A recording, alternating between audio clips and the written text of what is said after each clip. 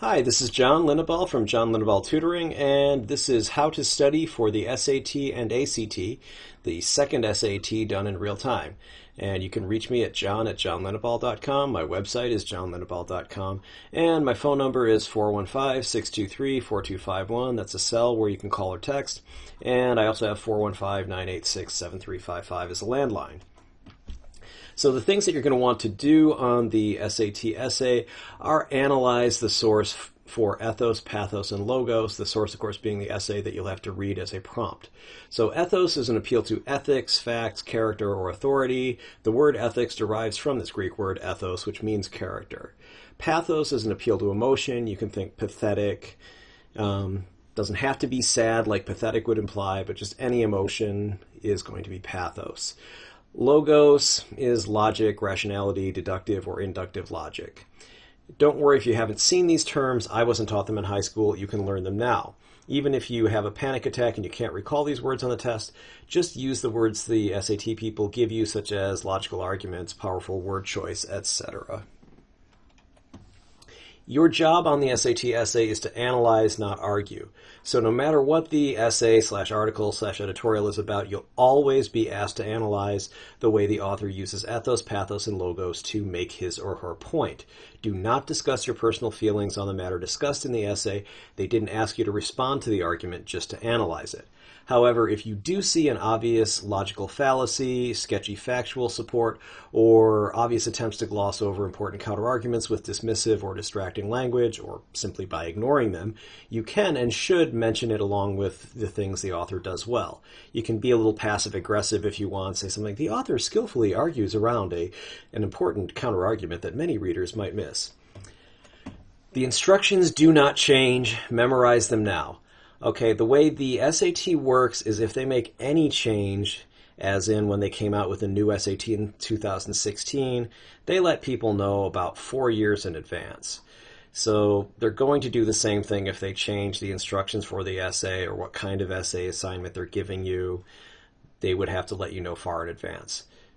They won't. It's not going to change before you take the SAT. I'm assuming that you're planning on taking it soon if you're watching this video. If you're not, fine, I apologize. Just pay attention. So, as you read the passage below, consider how Jimmy Carter uses evidence such as facts or examples to support claims, reasoning to develop ideas and to connect claims and evidence, and stylistic or persuasive elements such as word choice or appeals to emotion to add power to the ideas expressed. And as I said, I got this from the first official SAT practice test, which you can download online at https://collegereadiness.collegeboard.org/SAT/practice/full-length practice tests. These are free. These are also the same tests that are in the official practice guides that you can buy. So I would recommend not buying the practice guides, just downloading those and buying some other SAT practice book. Because the College Board, other than the practice tests, their thing isn't really that good. So, here are the instructions from the College Board at the end of the essay. You can, it tells you, you can write an essay in which you explain how Jimmy Carter builds an argument to persuade his audience that the Arctic National Wildlife Refuge should not be developed for industry. So obviously that's going to vary from essay to essay. The author will obviously be different. It's not going to be Jimmy Carter for each one. And the issue will not always be that the Arctic National Wildlife Refuge should not be developed for industry. So in your essay, analyze how Carter uses one or more of the features listed in the box above, or features of your own choice, to strengthen the logic and persuasiveness of his argument. Be sure that your analysis focuses on the relevant features of the passage, or most relevant features of the passage. So your essay should not explain whether you agree with Carter's claims, but rather explain how Carter builds an argument to persuade his audience. Notice that the instructions say exactly what I told you they would, and if you don't believe me, you can come and look at this. Here's the little box with the instructions at the end, and here are the beginning instructions, and this is from the SAT practice essay number 1. So there. Anyway, this is practice essay number 7, which I'll do. I swear I have not gone down to look and see what the essay is yet. So, Notice they tell you what the point of the essay is. In this case, that the Arctic National Wildlife Refuge should not be developed for industry. You don't have to find it yourself, and you don't even have to rephrase it. You can mention different elements than the ones listed, but you don't have to. Unless they immediately spring to mind, don't bother to search for them. Just be a sheep and use the ones the College Board has listed. Anyway, moving on to the next page here. All right, let's get started. I'm going to open the essay from practice test number 7, which I haven't seen before, as far as I recall. I'm going to do everything within the 50 minutes, and unlike you, unless you have a special accommodation, I will be doing this on my computer, obviously the one I'm using to record this video, but I couldn't do it this well if I actually wrote it. My handwriting is pretty bad, for one thing. So I plan to do this one by breaking the essay analysis down into ethos, pathos, and logos sections rather than analyzing each paragraph of the essay individually for each of those elements as I did in my first SAT done in real-time video. The essay I do will end up on my blog, on my website at www.johnlenaball.com. Just click on the tab that says blog and you'll see it, and it will probably also be on my LinkedIn thing. All right. And that was the hope this helped, which I'll show to you again after we're actually done. All right, my computer says it is 11:39 p.m. and let's get started. Okay, so we'll wait till 11:40 to actually look at the thing. I'm gonna drink some Diet Pepsi here. All right. All right, so you can get this. You can find out information on scoring your essay at Okay, it's 11:40. Let's go. Notice that the instructions are exactly the same. How Zadie Smith uses evidence such as facts or examples to support claims. And reasoning to develop ideas and connect claims and evidence, stylistic or persuasive evidence such as word choice or appeals to emotion to add power to the ideas expressed. So I'm going to increase the size of this a little bit because I want to be able to read it, and I'm sure you would like to read it as I'm doing this. Okay, so Zadie Smith, writer Zadie Smith, wrote the following piece in response to news that several local libraries in the Greater London area, including Kensal Rise and Wilson and Green libraries, would be closed down. Okay, so obviously they want us to say libraries are really important. Let's go down. Write an essay in which you explain how Zadie Smith builds an argument to persuade her audience that public libraries are important and should remain open. In your essay, analyze how Smith uses more of them. Okay, so this is exactly the same as what I was just talking about, but we need to obviously adjust it to Zadie Smith. Don't put Jimmy Carter. All right, so let's go on with this. Okay. So the first thing we're going to do is take some notes. So we're going to go ethos, pathos, logos. And so the next thing we can do is we can open another new, or do another new document here. And so this is going to be kind of the same generic introduction you could always do. So in the Now let's see, what is this? Okay. Dun, dun, dun, dun, dun. Okay. In the persuasive essay, oops.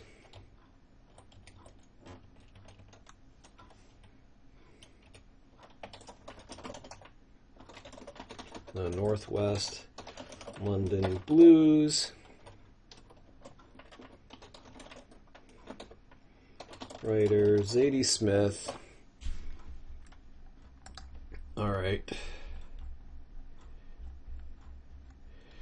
Okay. We're going to copy this. Again, I can do this and you can't, so nah. But anyway, writer Zadie Smith uses ethos, facts, and authoritative. Okay, well, let's say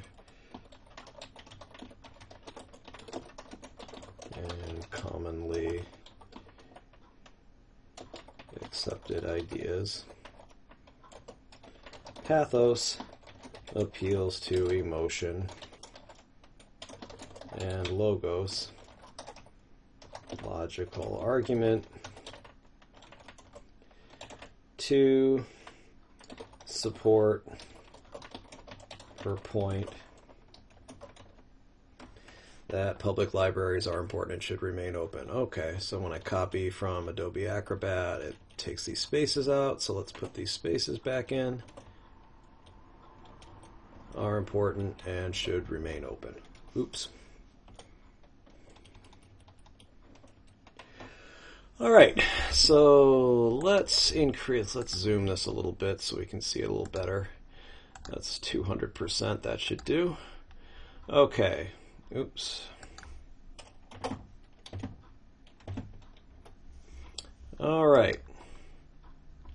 So normally when I do essays like this, if I'm actually writing them, I usually write the introduction at the end, and we'll probably edit this, but so let's go. Okay, so let's look for ethics here, okay, ethos. All right, so let's go back to the actual essay here. Okay, so what kind of problem is the library? It's not a problem at all, only a kind of obsolescence. Technocrats, okay, physical reality. Plurality. Okay. So at the extreme pole is the technocrat's total faith with every book in the world online. What need could there be for physical reality? This kind of argument thinks the library is a function rather than a plurality of individual spaces, but each library is a different kind of problem, and the internet is no more a solution than their universal death knell.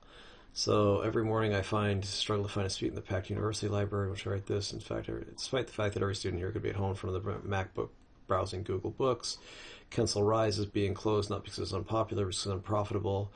This is despite the fact that the friends of the Kensal Rise library are willing to run their library themselves. Meanwhile, it is not hard not to conclude that Willesden Green is being mutilated, not least because the members of the council see the opportunity for a sweet real estate deal. Okay. So one thing with ethos, all right. Libraries are seen as obsolete by technocrats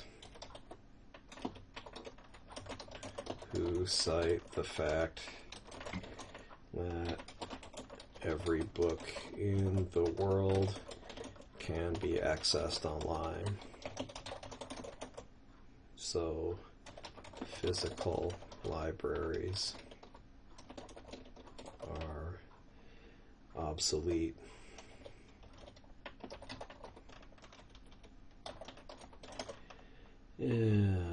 As well as expensive and unnecessary.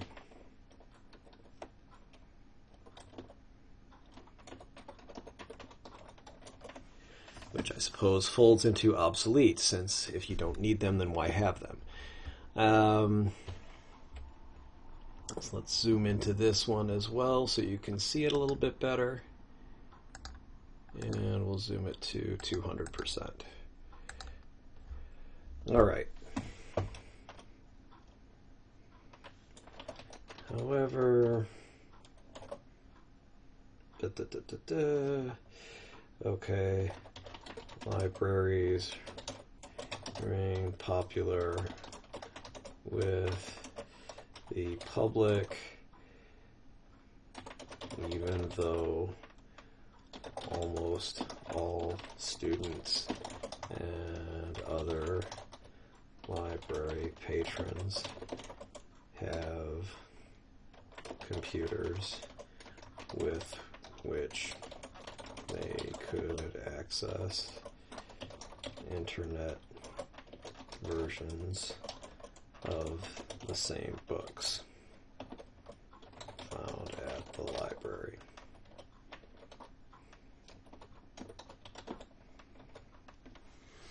Okay.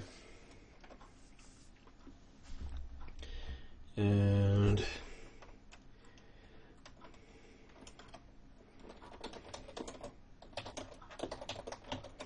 Reasons for closing the libraries.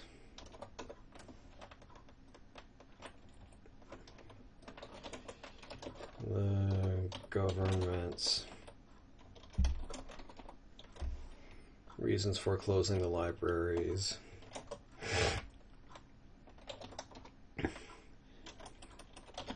Namely, their obsolescence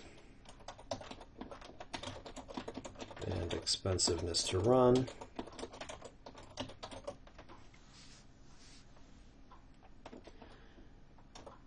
Are belied by their popularity.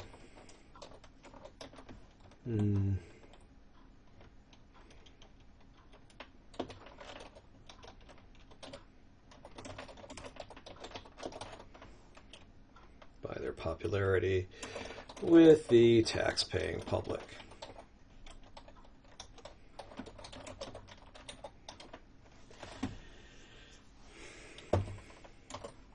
Okay, the author also cites to a sweet real estate deal as the reason. One local government council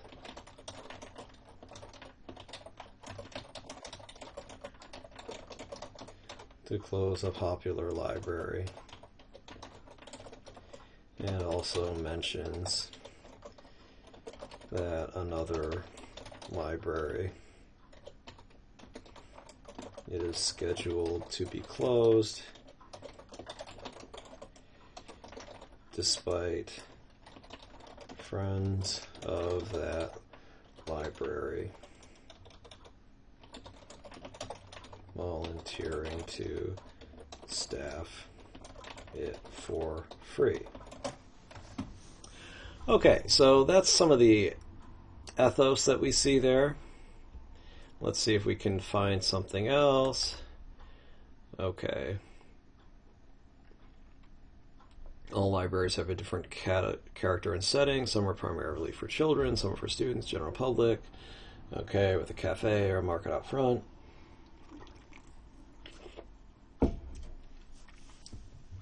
Just drinking a little soda there. Anyway, neglected libraries get neglected, and this cycle in time provides the excuse to close them. Well-run libraries are filled with people because what a good library offers cannot easily be found elsewhere, an indoor public space in which you don't have to buy anything in order to stay. Okay. In the modern state, there are very few sites where this is possible. It would seem the most obvious thing in the world is the reason the market is not an efficient solution to libraries because the market has no use for a library. Nor can the experience of a library life be recreated online. It's not just a matter of free books. A library is a different kind of social reality of a three-dimensional kind, by which its very existence teaches a system of values beyond the fiscal. I don't think the argument in favor of libraries, especially ideological or ethical, I would even agree with those who say it's not especially logical. For most people, I think for most people it's emotion, not logos or ethos, but pathos. Here we go. This is not a denigration. Emotional has a place in public policy. We're humans, not robots. The people protesting the closing of Kensal Rise Library love that library. They're open to any solution on the right or the left. If it meant keeping their library open, okay. So, social goods. There we get money is tight. We understand there's a hierarchy of needs. We understand library is not hospital beds and classroom size, but there's still a significant amount. The only thing left on the street doesn't want you, your soul, or your wallet. Okay. So, the losses of private companies are re-socialized when already struggling communities. Yeah, the very least we can do is listen to people when they try to tell us where in the hierarchy of the companies access. Okay. But I never use the damn thing, says Mr. Not My Taxes under the line. Sir, I believe you.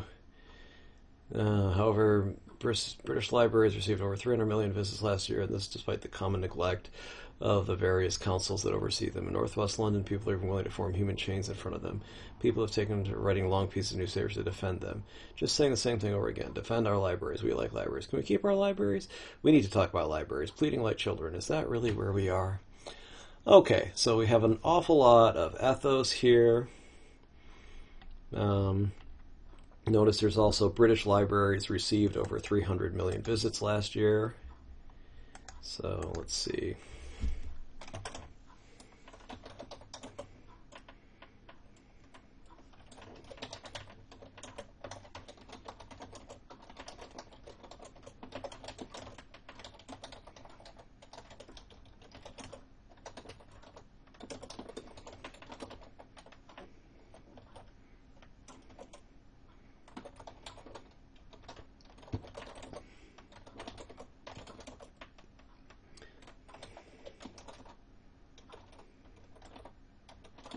At libraries.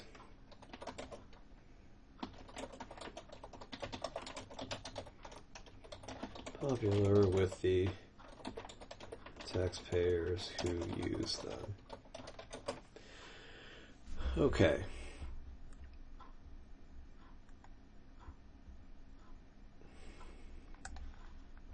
So let's take that and go like this.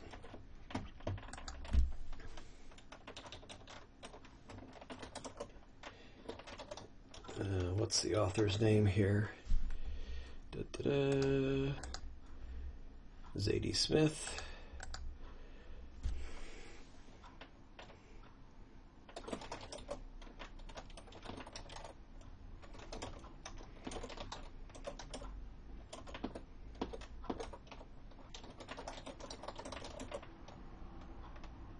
With the statistic.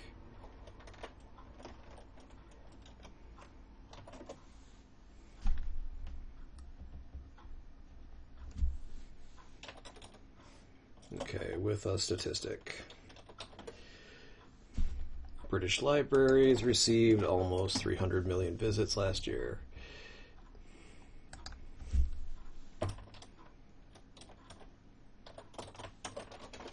That statistic, if true, certainly supports the idea. Unfortunately, Ms. Smith does not cite to a source for that statistic.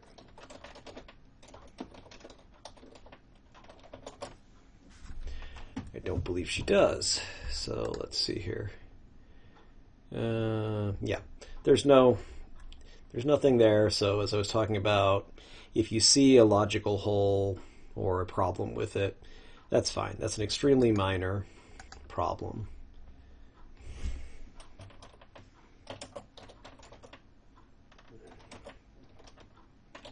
That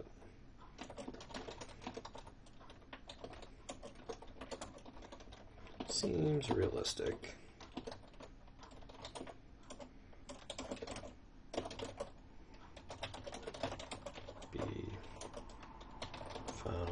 Easily by any reader who wishes to research that matter.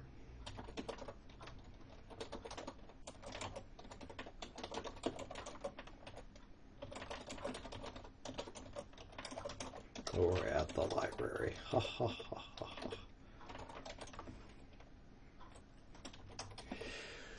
Okay.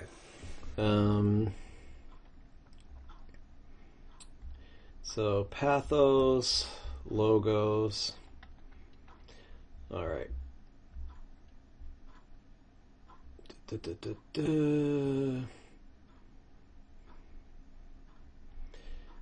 So Pathos. All right. This is a major part of Zadie Smith's argument.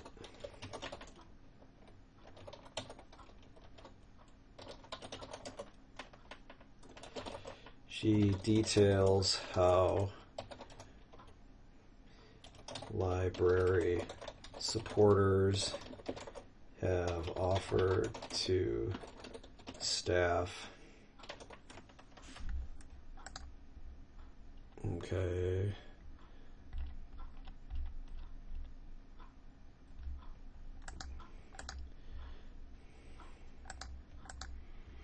the Kensal Rise Library have protested its closing to the point of forming human chains outside the library.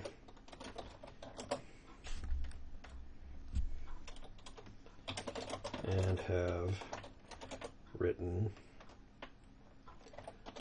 lengthy editorials in the newspapers asking for the libraries, to be preserved. And we can see here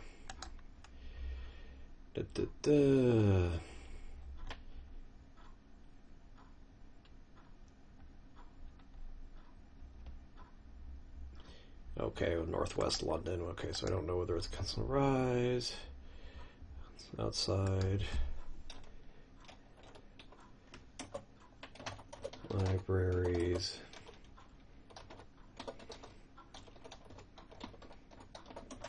In Northwest London. Okay. She details how Kensal Rise Library, mostly to the effect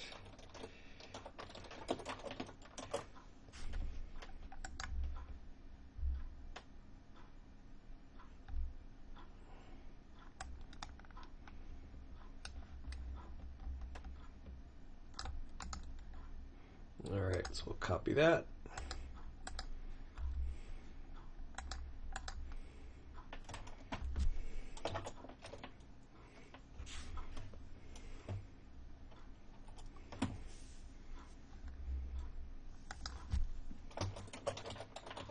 So Smith describes these editorials, describes the authors of these.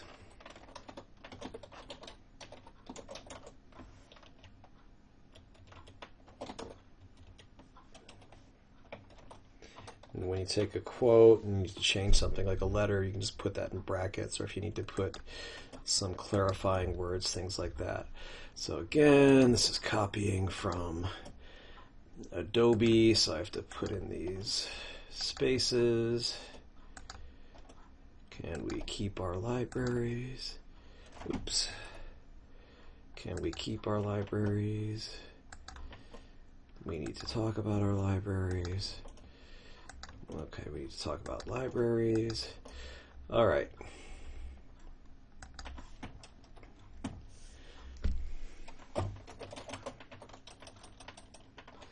All of this is very emotional and makes the reader much more sympathetic to the cause of leaving libraries open.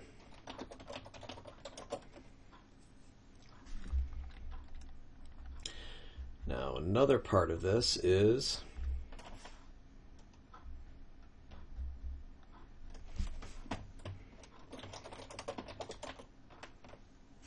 let's put this at the end here. You can do all this on your scrap paper. I'm doing this on this thing. Smith also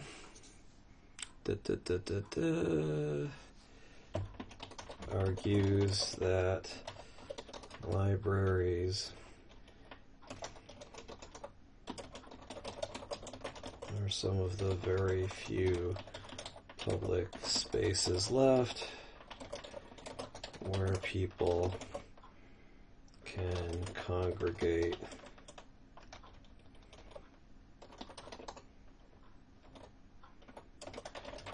without having to pay money to be in the space, as in the case of a coffee shop where patrons are expected to buy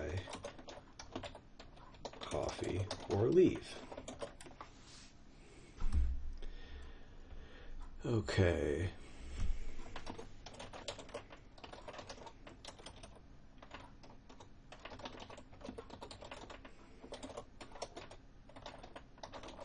Explicitly mentioning ethos, pathos, and logos, and I swear I have never seen this article before. Explicitly mentioning ethos, pathos, and logos to explain that human beings are emotional creatures, and it is actually more logical to accept that human beings can be emotional and sentimental, even, and provide allowances for those facts.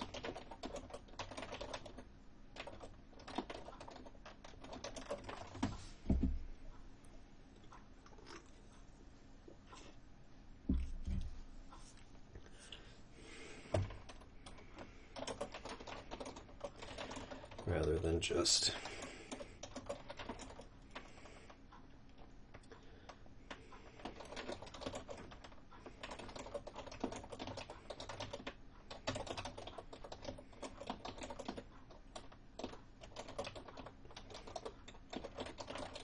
with the most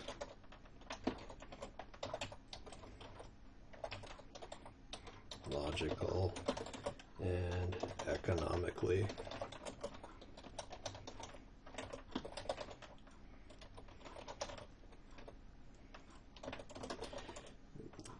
efficient solutions. She points out that the best result for businesses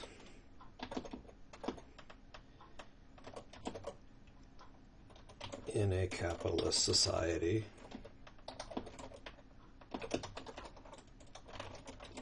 is often at odds with public emotional needs, such as libraries.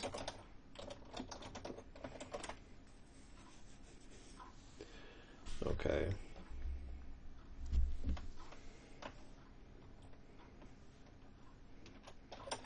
Which is why the sweet real estate deal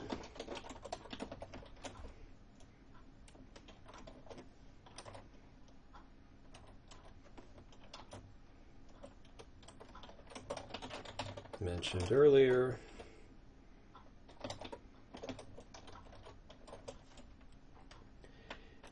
is not best for society's needs,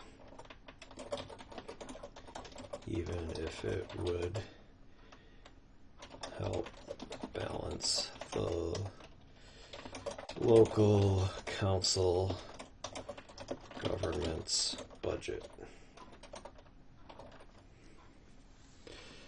Okay, so this is Pathos.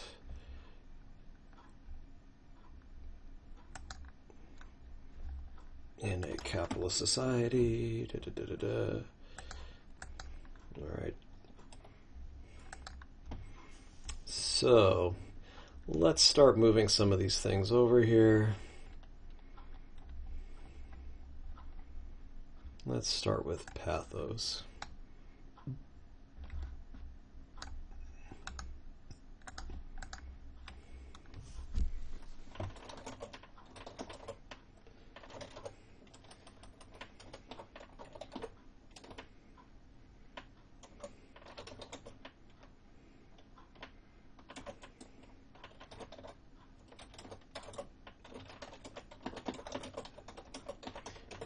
essay is at the first, the most notable.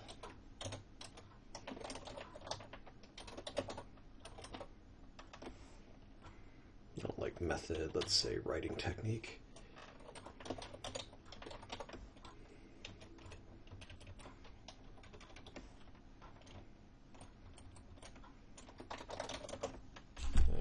Put this here. Okay, we'll pretend that we wrote this. We're going to take this out.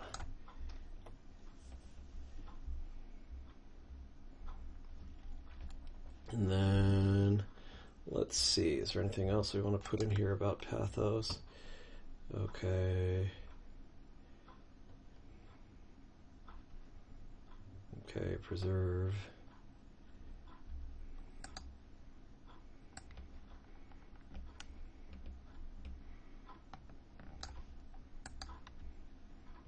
Okay.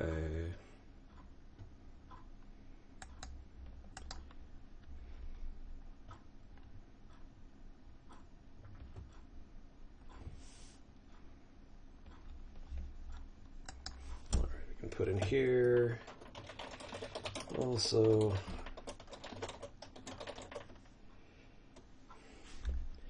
if the okay.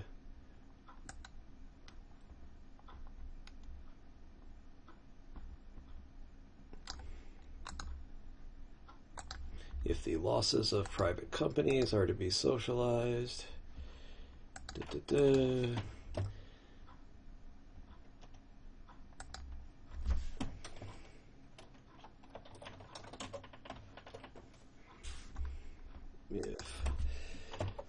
losses of private companies, okay, so we're going to put spaces here, so the time that I have to spend on this will be approximately the time that it would take you to copy this by hand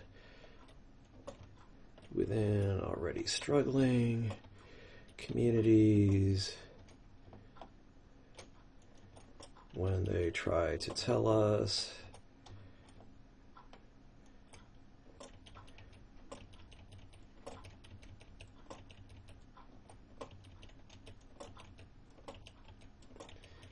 listen to people when they try to tell us where in the hierarchy of needs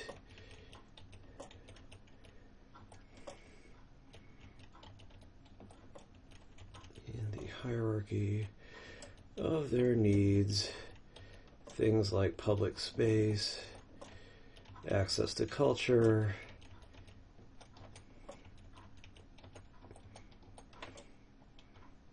and preservation of the environment lie.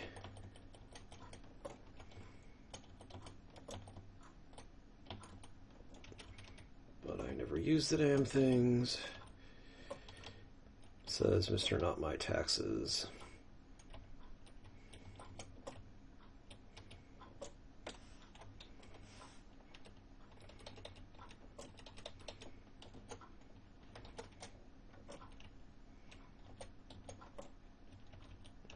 Sir, I believe you.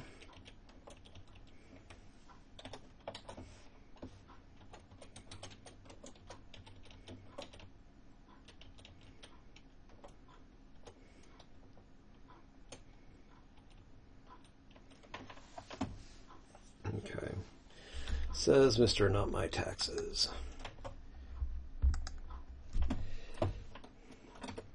Zadie Smith's use of humor at the end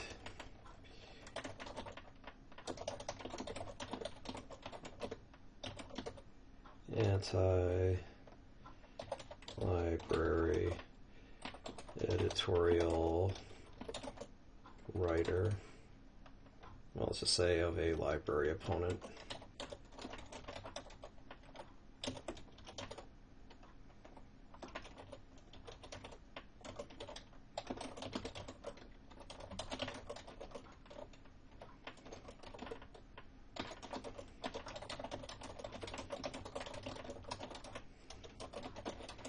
doesn't use,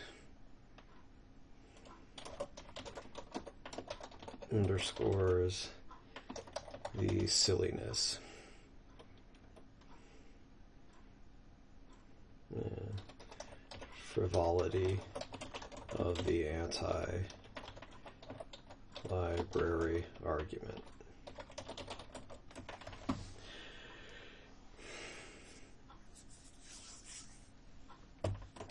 It shows that mere financial concerns are no match for the strong and justified support libraries have in British society.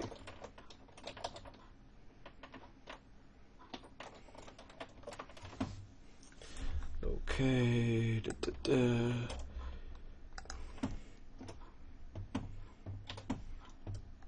Fine, yep.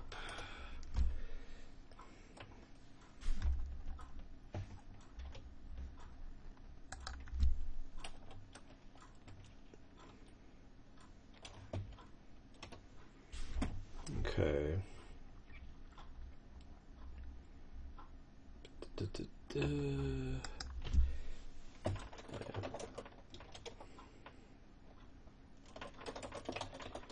Concedes that spending on public health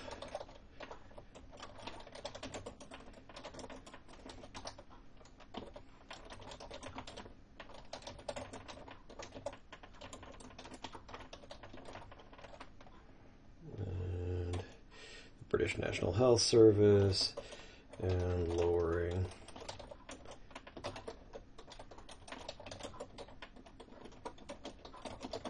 are also worthy uses of tax money. She points out that libraries are also important, even though they meet intangible needs rather than concrete ones.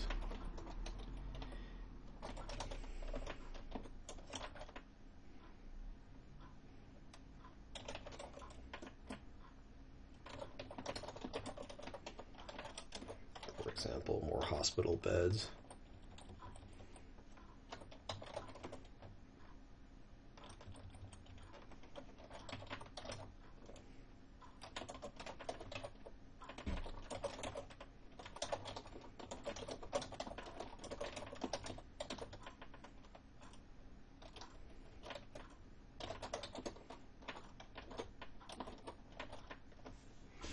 Okay, so we provided an example here. All right, and persuasive essay, North London Blues. All right, I've got about 13 minutes left here according to my computer clock. So let's go to the next thing we have here, which is, okay, Ethos.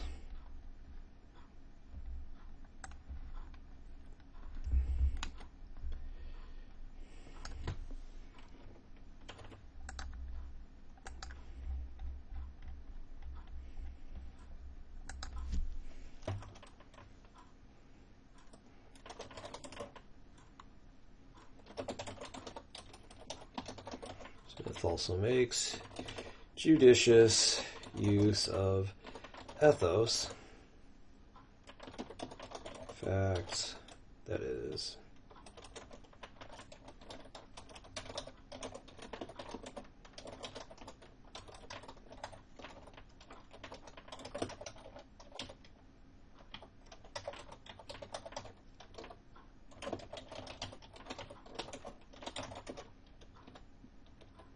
beliefs,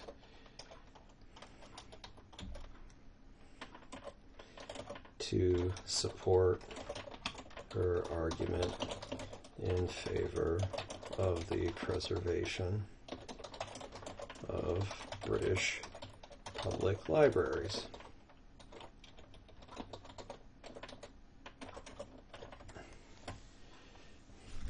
Okay. All right.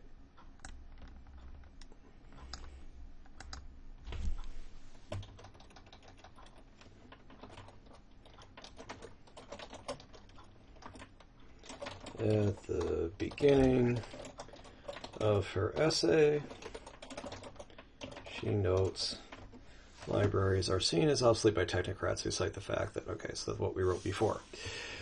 And, however, she counters the technocrats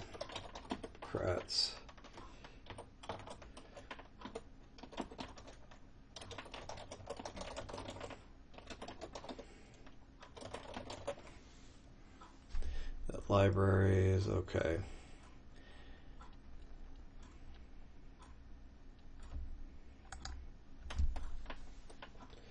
Smith also notes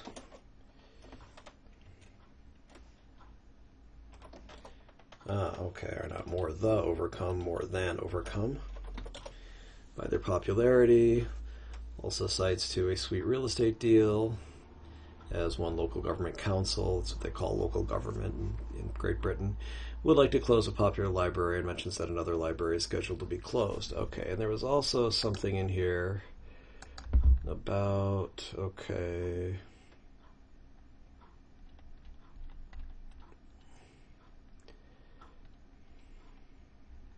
yeah, okay, in the second paragraph, all libraries have a different character and setting. Some are primarily, okay.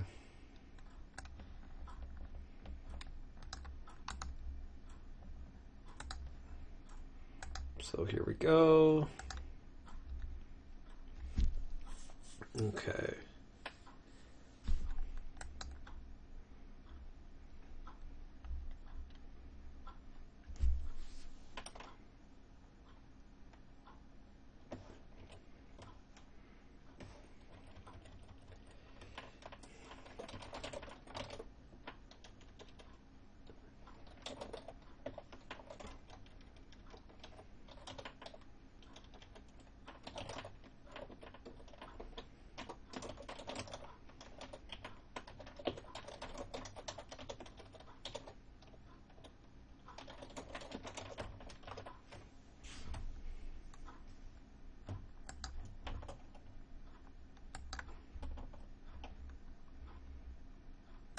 Let's see, I'm going to cut that out. All right.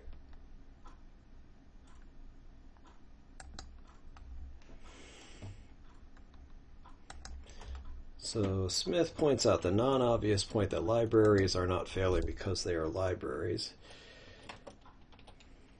So first of all, what she does is she points out, okay, in the second paragraph, Smith notes all libraries, okay,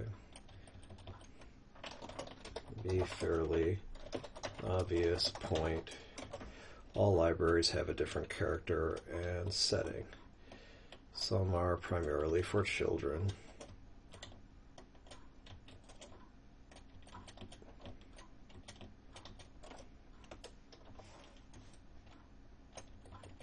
Certainly you have university libraries, you have libraries that are aimed at children or students or for the general public, which is normally, I think, what most people think of when they think of a library, one that's for the general public, primarily full of books or microfilms.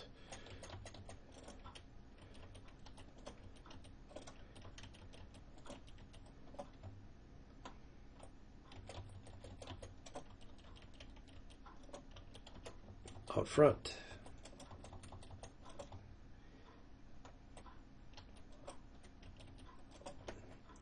Digitized material.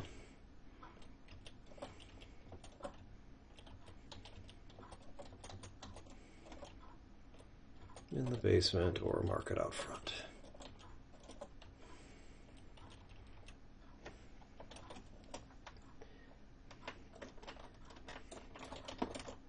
This does emphasize that different libraries serve different populations, which patronize them for different purposes.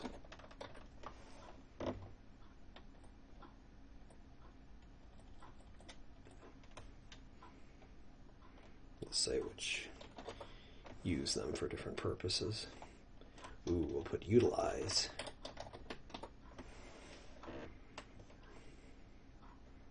Emphasize, okay, so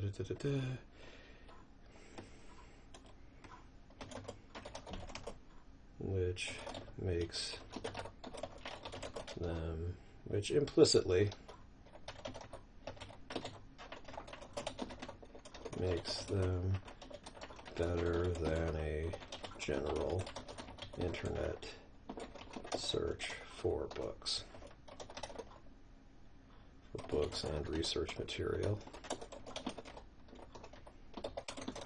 since it is organized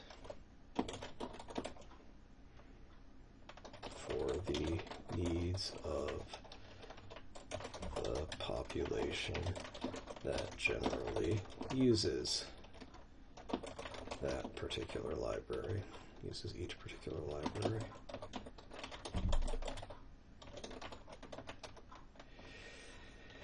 Smith emphasizes that libraries are not failing because they are libraries. Okay, when you do a quote within a quote, you should always make it a single.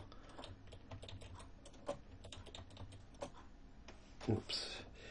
Make that a single quotation, so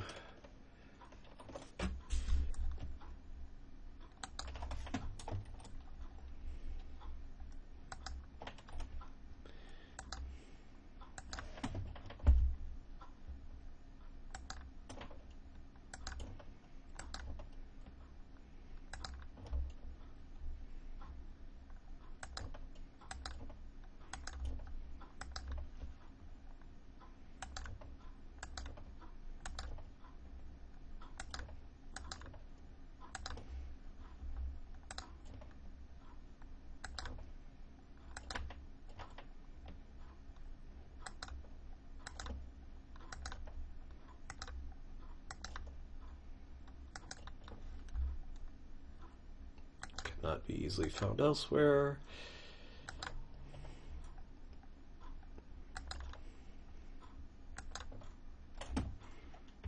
Indoor public space in which you do not have to buy anything in order to stay, which we already discussed before. All right, so this is the ethos.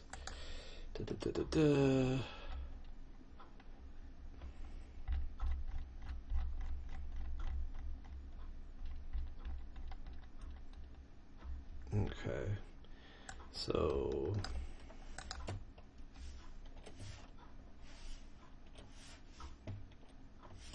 all right, in time provides to the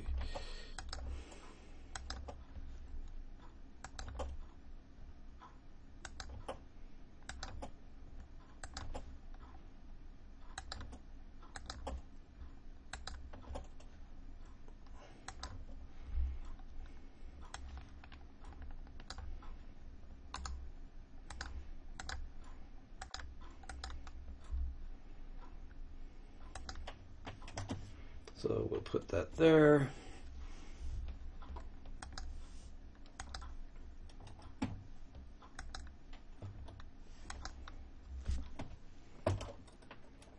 Smith's use of facts, e.g. ethos, helps support her point. Finally, Smith uses logos in a very simple persuasive form. She points out that government funds are intended to support taxpayer needs, since, after all, they came from taxpayers' taxes. Emotional needs are needs, so they should be supported. Even irrational needs, such as libraries.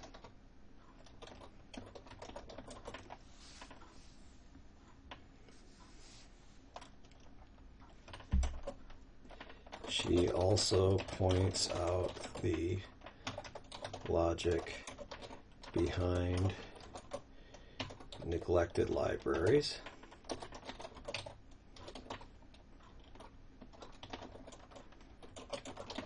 That libraries that are neglected fall into disuse, which leads to an excuse to close the libraries.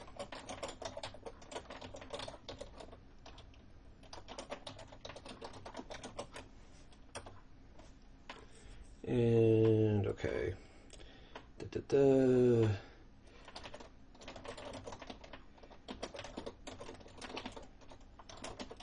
Above, Smith uses ethos, pathos, and logos to make a very solid argument in favor of libraries.